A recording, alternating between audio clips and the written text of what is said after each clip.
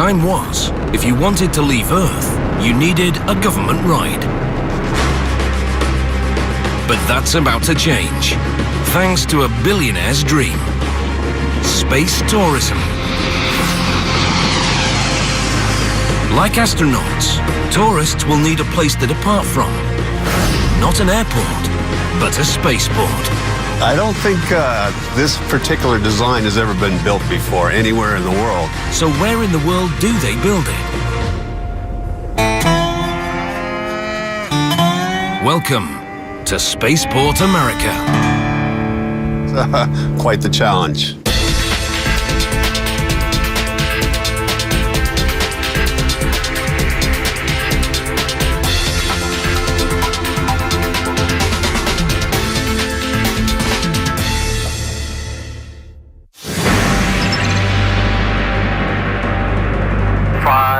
Vehicles armed. 3, 2, 1, fire. Beam me up, Scotty.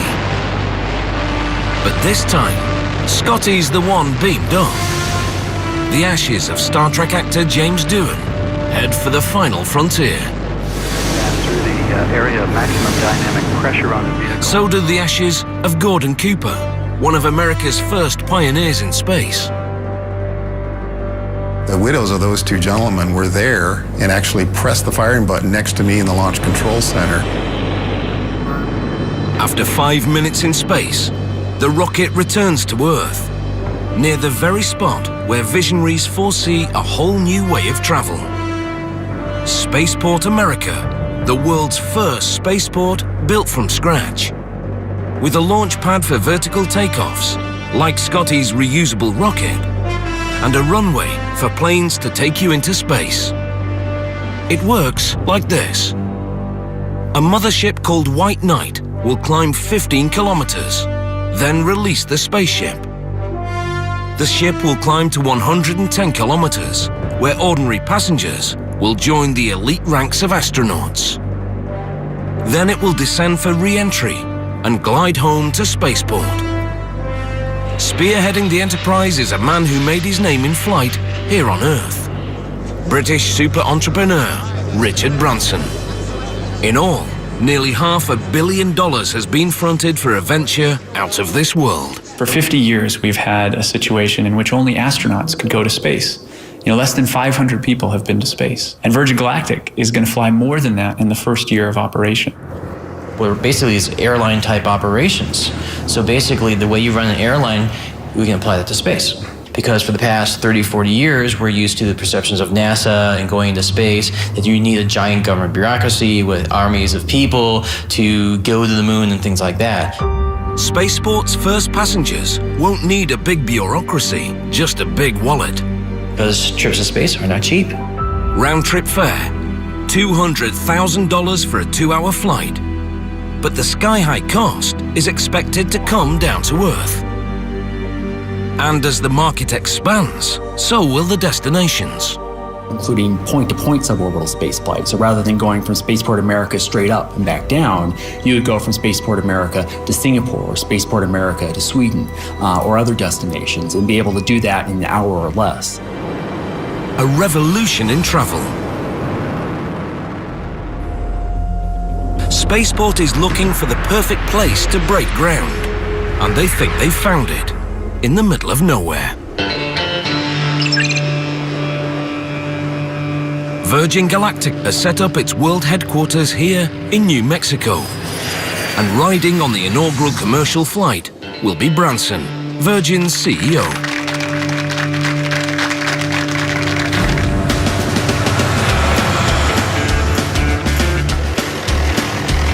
By the time Spaceport is complete, Virgin plans to launch its first trip into space. On this. Here she is. The mothership called White Knight, to carry tourists towards the heavens. By sheer coincidence, Spaceport is gearing up just as America is grounding the space shuttle. Industry filling a void left by government. Top secret at the time, nobody ever saw it. But it was here that happened, It didn't happen in Florida. It didn't happen in Texas. It happened in New Mexico. This is really the birthplace of American spaceflight. Marked back home, Robert Goddard moved in 1930 from New England to New Mexico and became the father of modern rocketry. Then came Werner von Braun, the father of the Nazis' V-2 rockets. After the war, he fathered America's space program. This is where men dove from the stratosphere and monkeys soared into space. Here's what really excites Spaceport: no air traffic. The reason is their neighbor over the mountains. White Sands Missile Range, America's largest military base. No commercial traffic flies over here. This is closed to commercial traffic. The wide expanse of open country, the clear airspace, the excellent weather. Where else would you build Spaceport America? Sounds like a clear runway to the future. But then the past rises up to bite them. I married in 1949. Ben, my husband, lived next door. Then he asked me to come to Ingle and cook beans, and I've been here ever since. Jane Kane controls a big chunk of land needed for Spaceport, including the very runway. And for all of Branson's billions, Jane won't budge. 4 generations have worked the ranch.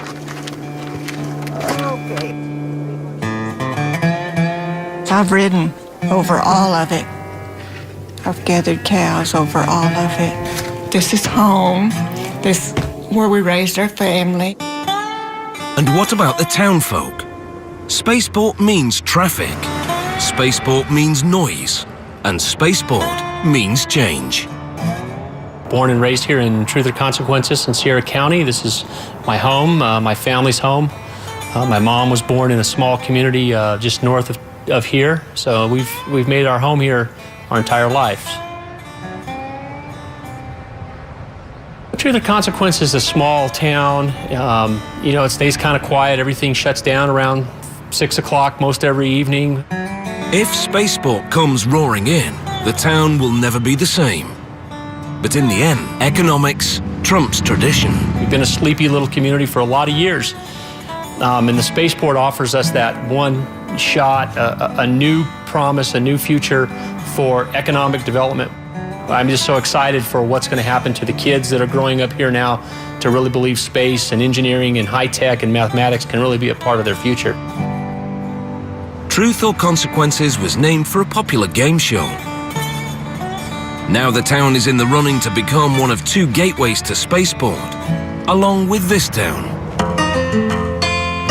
Population under 1,200. That's not even 2 fully booked Airbuses.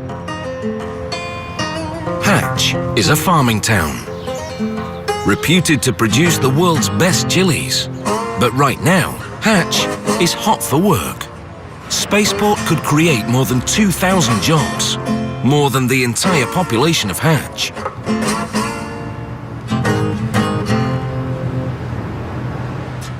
But Spaceport won't be built, and the towns won't boom, unless a rancher changes her mind.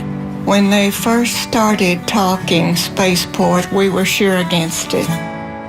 Once again, economics beats tradition.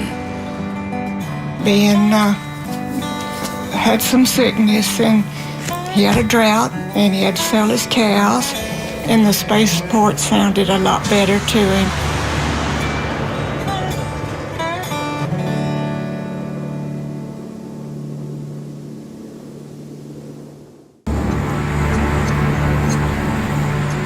If they thought Jane was tough, just wait. Spaceport still has a world of hurdles to overcome. It's not easy to do what we're all doing here. And it's not going to be easy.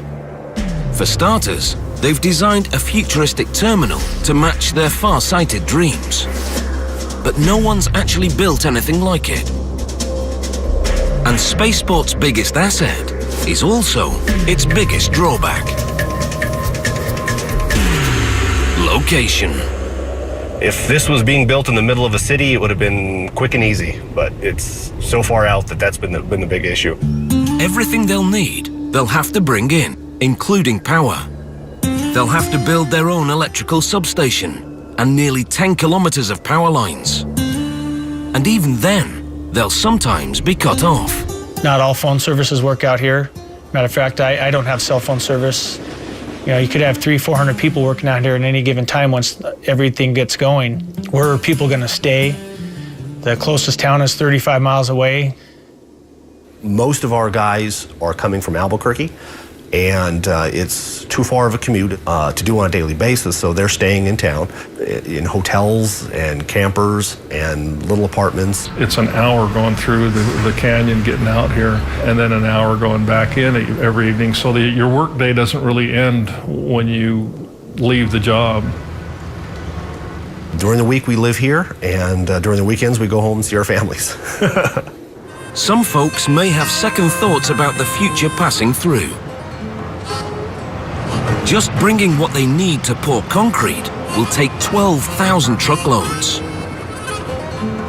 That's more trips than residents. They're asking for some alternate routes. Given where the site is, there's not a whole lot of alternate routes out here. And the streets weren't designed for construction in the first place. The road system out here is pretty narrow because it's mostly been used for livestock, and I mean, it's just the ranchers moving around out here. We will be using equipment that's by itself 12 foot wide. Some of the pieces of equipment we'll be bringing in are even wider than that. In fact, this equipment is for building a road. Spaceport is so remote, they have to pave 20 kilometers just to reach the construction site.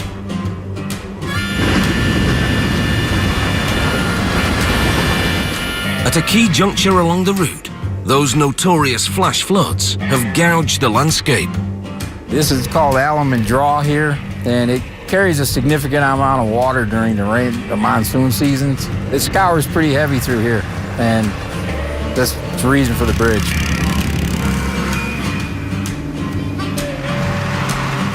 The bridge is made of mammoth precast segments, each weighing up to 60 tons.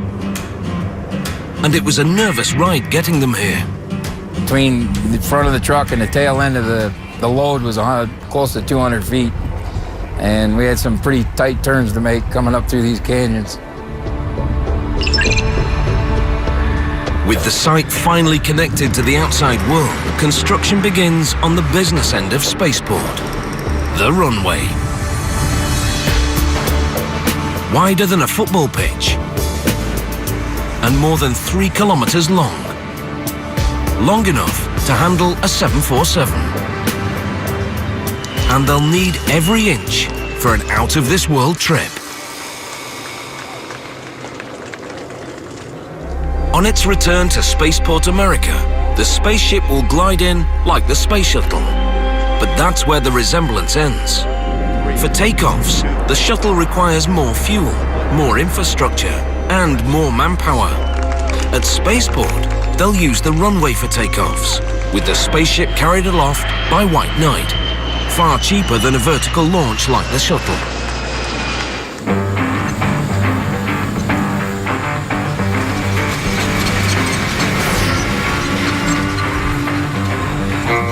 The runway's so long, they have to divert a country road. And so thick, it's like building one of the world's largest layer cakes. 61 centimeters of subgrade. Then 10 centimeters of asphalt. Then 35 centimeters of concrete. In all, more than 100 centimeters thick. Construction starts with excavating 60 centimeters of earth for the subgrade. Enough dirt to fill more than 200 Olympic swimming pools.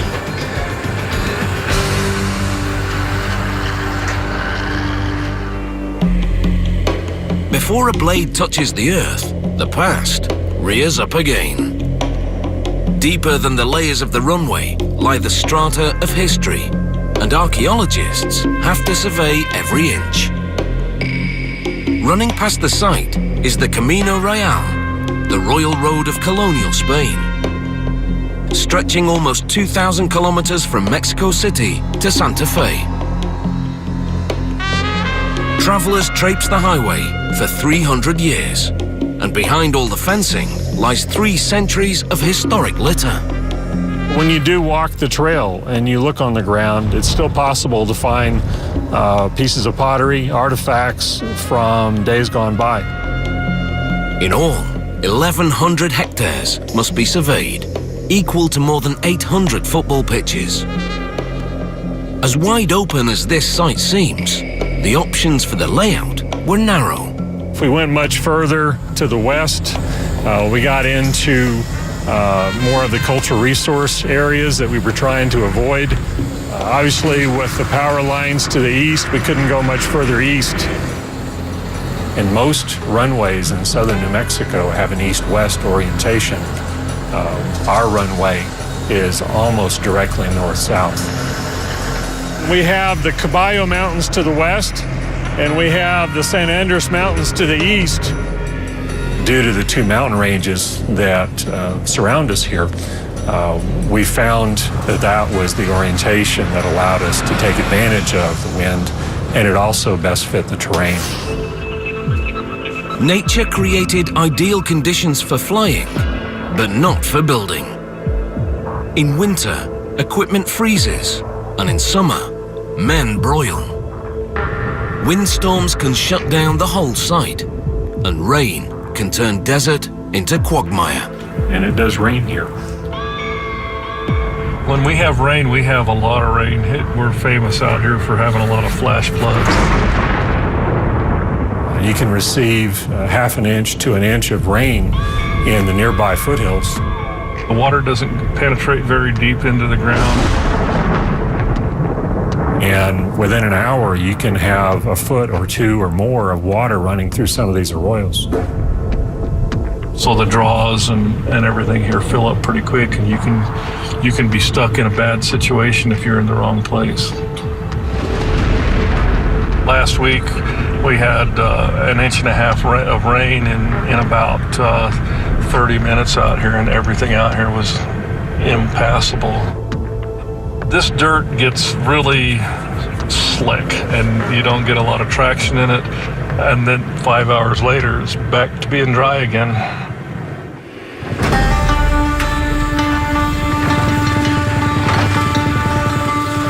On the east side of the runway, rainwater will drain off naturally, but here on the west side, water will just pool. This conduit will carry the water from west to east. But in the arid high desert, dry is the norm. The biggest challenge actually has been the water. We need water. We need a lot of water on this job. It's the vital resource because they need water for everything, to drink, to flush, to control the dust.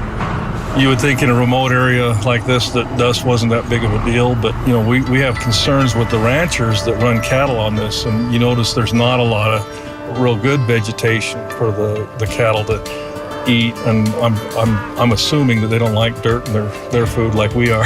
So most of all, they need water for construction itself. Rule of thumb on earthwork is you use anywhere from 40 to 60 gallons per cubic yard of dirt to be able to achieve the proper compaction and moisture contents. The formula for concrete is if you don't have water, you don't have concrete. So without water, you're just not going to be building anything. That's a 10,000 gallon water wagon. About 10 minutes to lose that load. That stuff disappears pretty quick.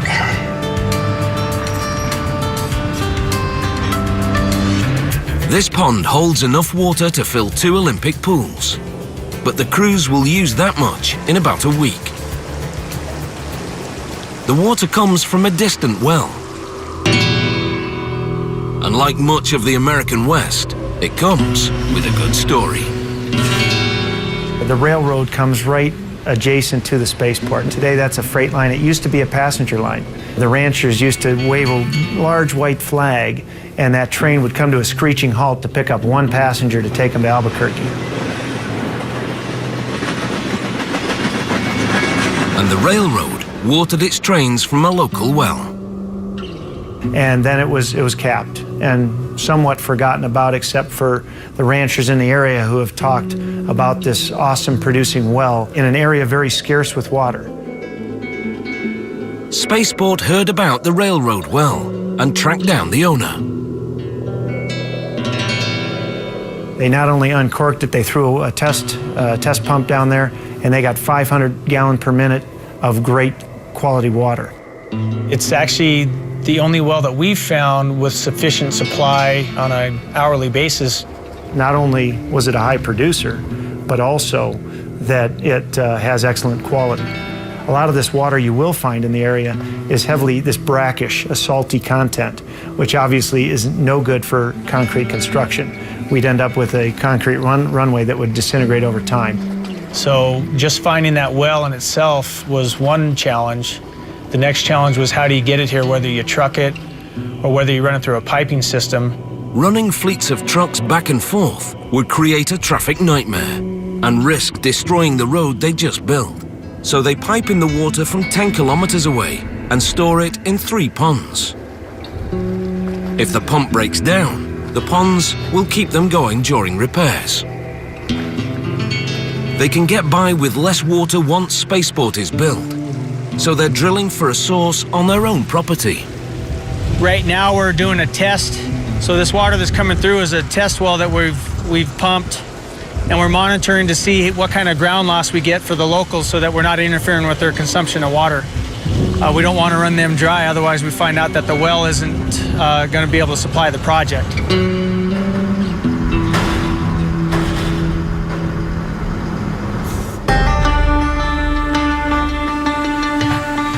As Spaceport rises, the water table will indeed fall. Contractors will have to truck water to ranches before the table finally recovers.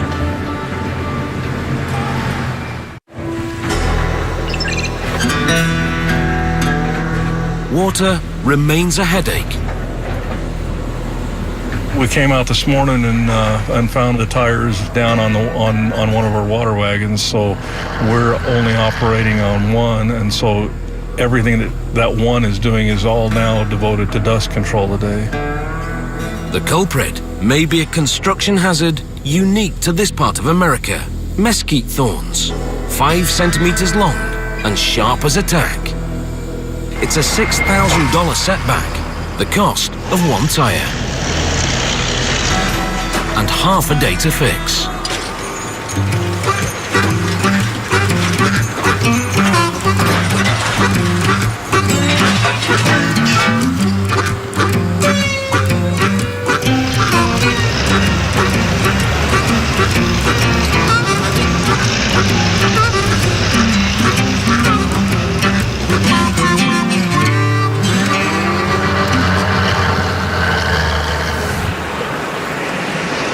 With the wind picking up, they use even more water, but they're tapping the ponds to the max. This is a touchy situation. Right now we have an issue with our water supply. We have subcontracted the water supply with another contractor on the job that has another section. I just yesterday found out that they don't have the water rights necessary to pump the water that they're providing us right now. So we have an issue, and I may have to go to another source for water. So we're between a rock and a hard place. We're going to work through the end of the day, and we're going to shut down our operations a day early. It is a dire situation. I mean, this could delay the project if we don't get the water situation straightened out here. And water won't be their only headache.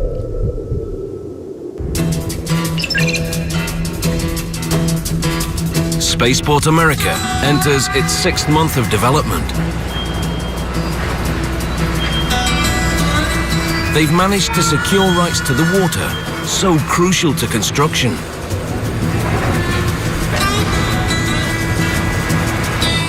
On the runway, crews have built the subgrade and begun pouring the next layer, 10 centimeters of asphalt. After the asphalt comes the final layer, concrete. So what happened to all the dirt they dug up?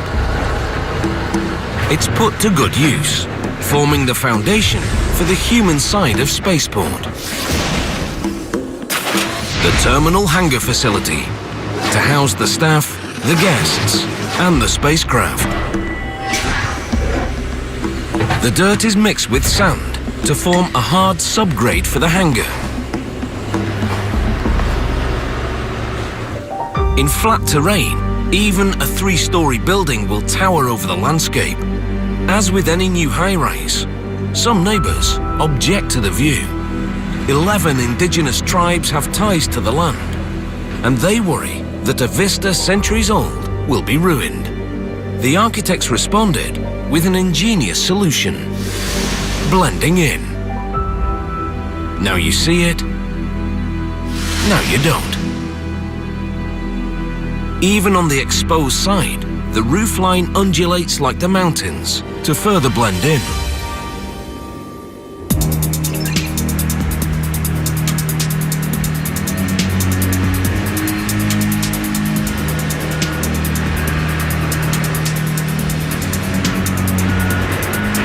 Spaceport's 3-story terminal is starting to rise. These towers form wells for the stairs and elevators, but they serve an even bigger role, holding up the mammoth roof the architects designed. This is the core of the structure, absolutely. At Spaceport America, Mike Bradley is in charge of building a terminal like no other.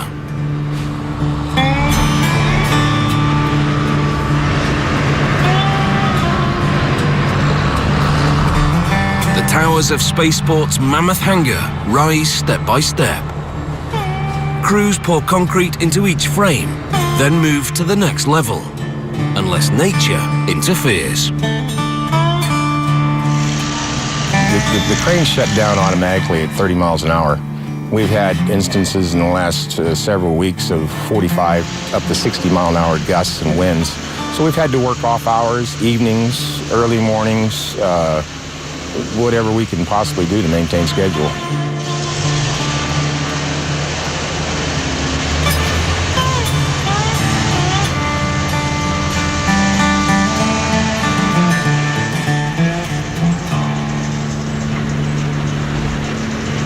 Of a building.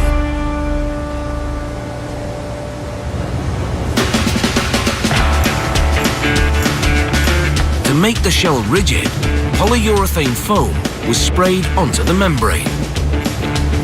Then rebar was attached to form a foundation for the concrete, just like on the runway. But you don't see concrete applied like this every day. They're spraying concrete, a time and money-saving method called shotcreting. Only a handful of companies in the world make buildings like this, so this may be the first inflated firehouse on Earth. In a project like this, you can't just start spraying shotcrete from the top to the bottom. It's a slow process. You have to start building in a 1/4 inch at a time. Right now, we have about a 6 to 8 inch base, all the way up to about a 1 inch layer of shotcrete up to the top or the center of the shell. Once we get through that process, we'll be able to continue to build out until we hit our full depth. Layer by layer, the shell gains strength. Once we hit our full depth, we'll begin to open the openings, cut everything out, and the building will, at that point, take its true shape and true form of what it's supposed to look like. Like this sample.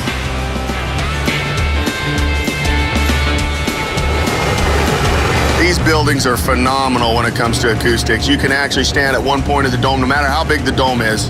If there's somebody on the other side, he'll be able to hear you clear as day. The word Spaceport's dreads hearing is fire. But fire engines will be standing here just in case. Even as construction continues, one client is already operating out of Spaceport. There's not a lot of companies that launch rockets for a living. Up Aerospace carries cargo, not people. Right now our rockets are small. They're called suborbital rockets. They go into space, but they only stay there for about 5 minutes. Our main goal is to get to an orbital vehicle, and that is one that puts a satellite into orbit that stays in space and encircles the globe. And they have a big client waiting in the wings.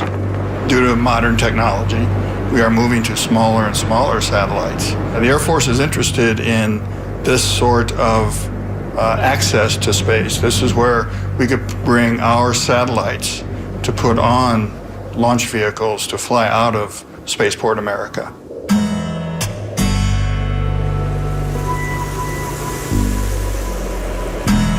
After 2 months, the terminal's taking shape.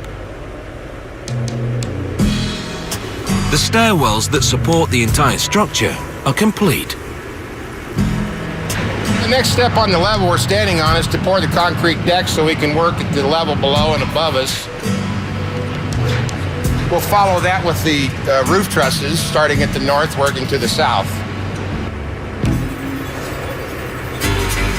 We've got 2-piece trusses that are each 190 feet long, need to be joined in the middle. That'll be the most critical part of the job. The working end of Spaceport, the runway, is ready. But the rest of Spaceport is still racing towards the finish line.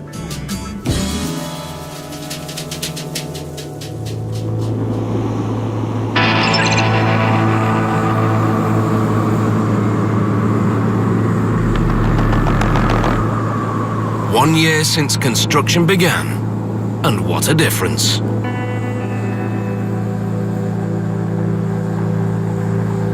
But some things never change.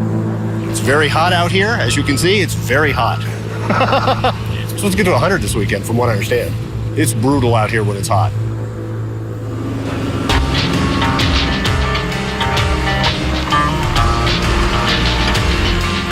In the firehouse, they're cutting bays for the trucks. Like the hangar, this building towers above the terrain. From the center shell to the top of the highest point of the dome, it's about 32 feet. But like the hangar, it'll blend in.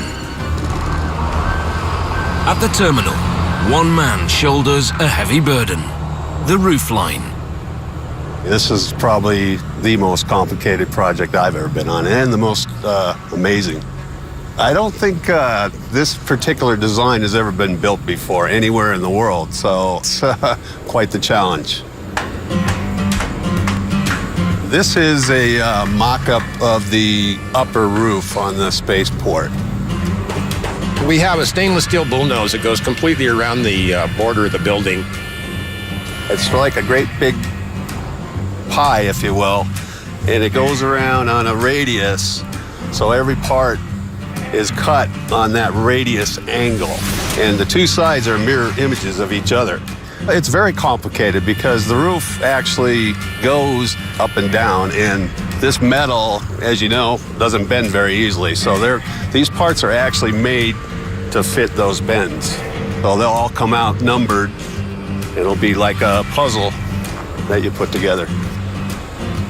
A jumble of prefab puzzle parts will make up the entire roof.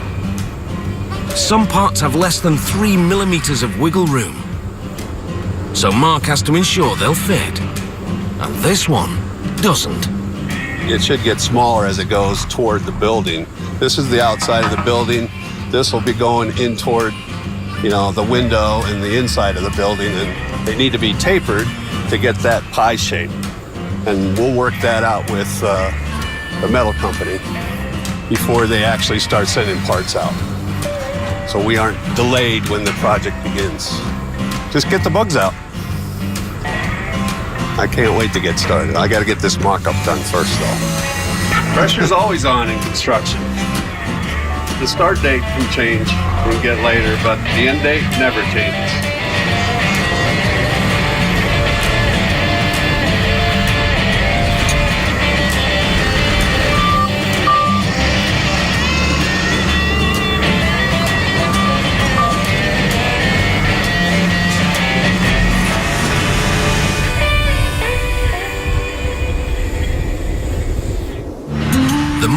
flesh they put on the hangar, the more it will blend in. This is the side that will greet the passengers, arriving by shuttle bus to keep traffic to a minimum. They'll enter what looks like a trench in the earth. All the exterior colors are a pre-finished rust color, if you will, to match the desert floor. So yeah, it'll all blend in pretty well here. Keeping a low profile respects the wishes of neighbors. But hidden within the eye-pleasing form is a practical function. Beneath the earthen mounds will lie these concrete tubes, helping to heat and cool the building entirely naturally. The tubes will be buried in constantly temperate soil, so as outside air flows into the building, it's cooled in the summer and warmed in the winter. One more way that Spaceport rests lightly on the land.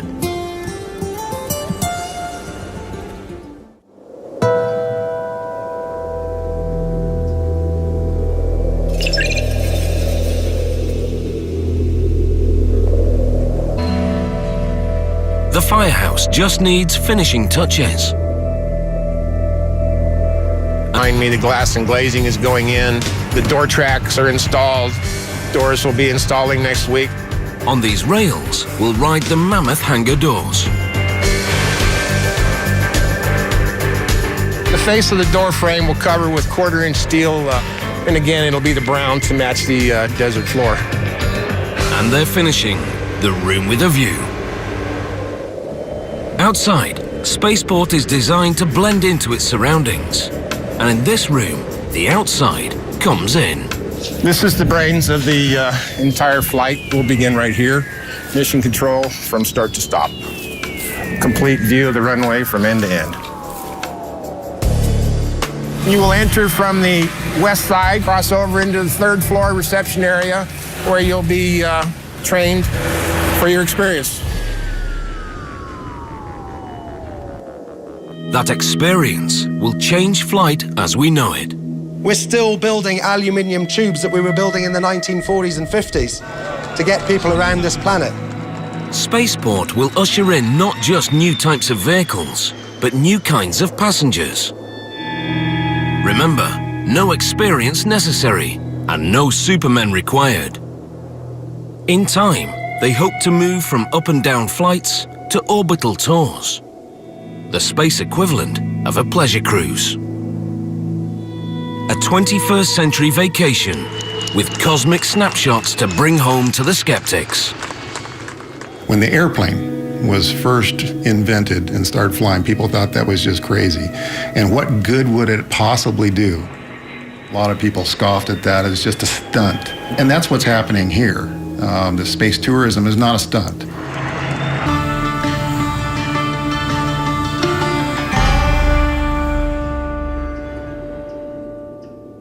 When we showed up and started the project and we were going to build this spaceport thing, it's kind of neat, but you're standing in the middle of a mesa with nothing but jackrabbits and mesquite. And at first we just thought spaceport, well, you know, pie in the sky. Now that we're seeing it actually come together, I get even more excited about what's taking place here. It's tough to not develop an emotional bond with what you're building. It'll be a little sad to leave it and have to go somewhere else. I'm looking forward to coming back years later and show my kids what we did. This is a chance to be part of history. You know, this is the Wright brothers type of chance. And when the Wright brothers built that first aircraft, how would they think that there's going to be runways in every major city? This is the next step, the next level, and this is the first one of many to come, I believe. Are you ready for Spaceport America? Yeah!